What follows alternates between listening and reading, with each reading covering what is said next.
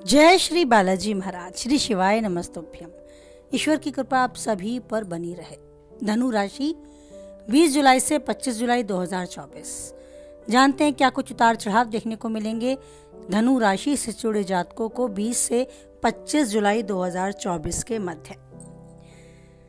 धनु राशि से जुड़े जातकों के लिए ये समय अपने करियर और कारोबार को आगे बढ़ाने के लिए कई बड़े अवसर लेकर आया है, लेकिन इसका लाभ प्राप्त करने के लिए आपको अपने समय और ऊर्जा का प्रबंध करके चलना होगा।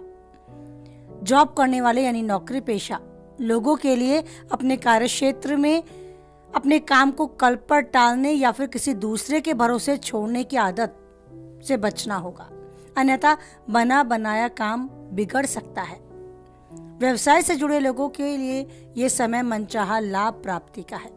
इस दौरान आपके कारोबार में तेजी से प्रगति होती आपको नजर आएगी, लेकिन साथ ही साथ बढ़ते व्यवसाय को संभालने और अधिक से अधिक लाभ कमाने के लिए चिंता भी बनी रहेगी।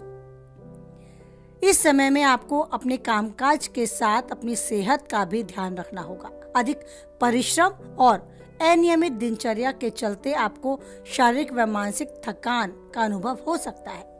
शारीरिक व मानसिक पीड़ा से बचने के लिए इस दौरान अपनी सेहत, अपने खान पान पर विशेष रूप से ध्यान दें। तरल पदार्थों का अधिक से अधिक सेवन करें और अगर आपको अपने शरीर में कहीं कोई पीड़ा नजर आती है तो उसके निवारण के लिए, उसके इलाज के लिए अवश्य ही कदम उठाएं। सर दर्द या ब्लड प्रेशर जैसे रोगी अगर आप हैं, यानी कि इस रोग से ग्रस्त पहले से अगर आप हैं, तो उसे बढ़ने ना दें। इसके निवारण के लिए, इसके इलाज के लिए आपको कदम उठाना होगा। साथ ही एक नियमित खान पान और दिनचर्या, अनुशासित दिनचर्या का पालन भी करना होगा।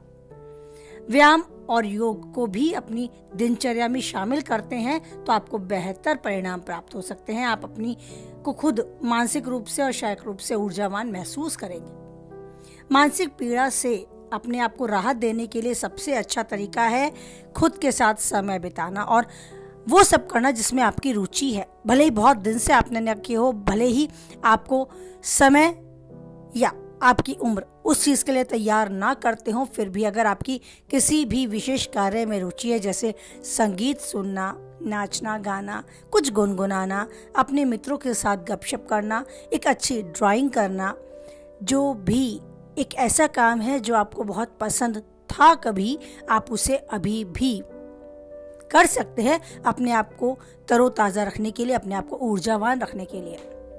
साथ ही सबसे अच्छा तरीका है उस ईश्वर के साथ समय बिताना। इस टॉपिक पर बात करते हैं वीडियो के कुछ लास्ट के पलों में, पर बात करते हैं अभी आपके कार्य क्षेत्र के बारे में। आपको इन दिनों अधिक मेहनत करनी पड़ेगी, परिश्रम करना पड़ेगा और परिणाम भी आपको अपेक्षाकृत अधिक ही प्राप्त होगा। ये मानकर चलें कि आपको परिश्रम और परिणाम दोनों में एक अच्छा तालमेल देखने को मिलेगा। आप परिणाम को प्राप्त करके काफी हद तक राहत महसूस करेंगे।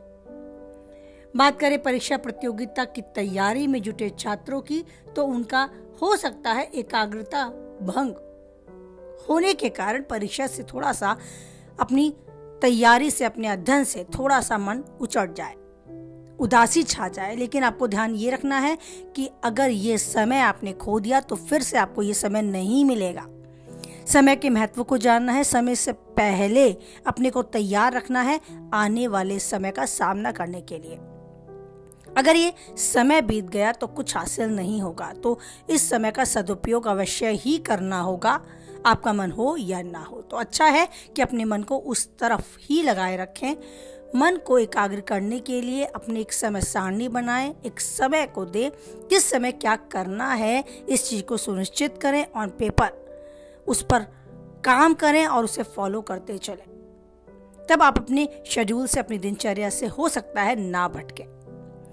और अब आपकी बात करें पारिवारिक जीवन, वैवाहिक जीवन और प्रेमी जीवन की, तो दोनों ही प्रेमी और वैवाहिक जीवन आपके अनुरूप रहने वाले हैं। आपका जीवन साथी, आपका लव पार्टनर हर तरीके से भावात्मक रूप से आपके साथ जुड़ के चलेगा, आपकी भावनाओं की कदर करेगा और आपके द्वारा शेयर की गई बातों में आपका सहयोग देगा, आपका समर्थन देगा और आने वाले भविष्य के लिए अपनी तरफ से भी आपको अच्छी राय देने, आपकी बातों में अपनी सहमति जाहिर करने का काम करेगा। लेकिन पारिवारिक जीवन में हो सकता है थोड़ा बहुत उथल पुथल, तनाव आपको मिले। घर के छोटे बच्चों बड़ों के बीच में तालमेल बनाने का काम आप कर सकते हैं। एक जिम्मेदारी ले सकते हैं कि उलझे रिश्तों को सुलझाने की। अगर कहीं कोई खटास है तो उसे मिठास में बदलने की जिम्मेदारी खुद से लें। समय आपके साथ है, बेहतर काम करने के लिए हमेशा ईश्वर का आशीर्वाद आपको प्राप्त होता है। ये खूबी आप में है तो इस खूबी का उपयोग करें। ईश्वर के उस मिले आशीर्वाद से, वाक पटुता से, कुशल व्यवहार से, विनम्रता से और बुद्धिमत्ता से टूटे रिश्तों को सुलझाएं। अपने जीवन को एक नई दिशा दें और अपने जीवन में अपनी योग्यताओं को दर्ज कराते चलें। बड़ों का आशीर्वाद आपको मिलता रहे और यूं ही उनके छत्र छाया में आप अच्छे पलों को जीते रहें और हमेशा जो चाहते हैं पाएं और उन्नति के शिखर तक यूं ही आगे बढ़ते जाएं। हमेशा खुश रहें, स्वस्थ रहें, मस्त रहें आप। अगर मानसिक रूप से कहीं भी अस्वस्थ खुद को पाते हैं, उदास या हताश खुद को पाते हैं, तो पहले बताई गई बातों पर गौर करें। अपनी रुचि के अनुसार अपने समय को अपनी तरफ मोड़ लें। जिस भी काम में आपकी रुचि है उसे ज़रूर समय दें और उस ईश्वर को तो अवश्य ही समय दें। कुछ पल उनके साथ बिताएं, चिंतन करें, मनन करें। जैसे भी आपकी भावना हो, जैसे भी आपका मन हो, उन्हें अपने से कनेक्ट करने का तो उन्हें अपने से जोड़ कर रखें। भजन कीर्तन सुनने का मन है तो सुने, गुनगुनाने का मन है तो गुनगुनाएं। आपके सुर ताल भले ही ऊपर नीचे हों पर उस ईश्वर तक ज़रूर काम करेंगे, उन तक ज़रूर सही तरीके से पहुँचेंगे, क्योंकि वो है आपकी भावनाओं के भूखे। उन्हें आपकी श्रद्धा और भावनाएं अगर सच्ची लगती हैं तो आप पाएंगे कि ईश्वर के साथ आपका एक स्ट्रॉन्ग कनेक्शन बन चुका है। कुछ मांगने से पहले उनका आशीर्वाद मिलता रहे तो उनका धन्यवाद देना न भूलें। वो धन्यवाद दें उन सभी चीज़ों के लिए जो अनगिनत हैं, जो पैसे से नहीं खरीदी जा सकती, जो ईश्वर ने आपको आशीर्वाद स्वरूप दी हैं। एक स्वस्थ शरीर, स्वस्थ मस्तिष्क दिया है जो आपके जीवन जीने के लिए सबसे ज़्यादा इम्पोर्टेंट है। तो उस मूल्यवान चीज़ के लिए ईश्वर को धन्यवाद दें और जो चाहें उनसे मांगें। ये ज़रूर कहें कि ईश्वर मुझे ये चाहिए, अगर मेरे लिए सही हो तो अवश्य दे, क्योंकि आपने अपना कल नहीं देखा।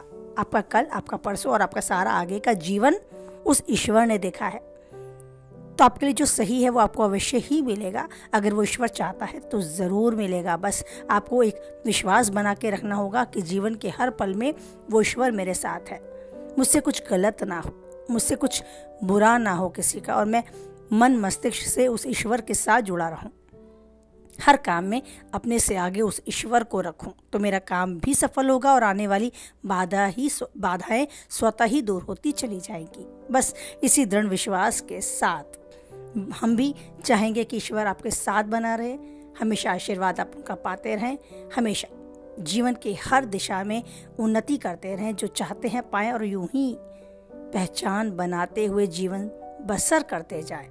इसी के साथ वाणी को विराम देते हैं। कुछ हद तक वीडियो से सहमत रहते हैं तो लाइक, किसी के काम की बातें हैं तो शेयर, और पहली बार चैनल पर बने रहना चाहते हैं तो सब्सक्राइब ज़रूर करें और बनाए रखें उस ईश्वर पर अटूट विश्वास, क्योंकि वही एक है जो किसी भी परिस्थिति में नहीं छोड़ता है, न छोड़ेगा आपका साथ। इस विश्वास को मन में दृढ़ करते हुए बोले हमारे साथ, जय बालाजी महाराज, जय माता दी।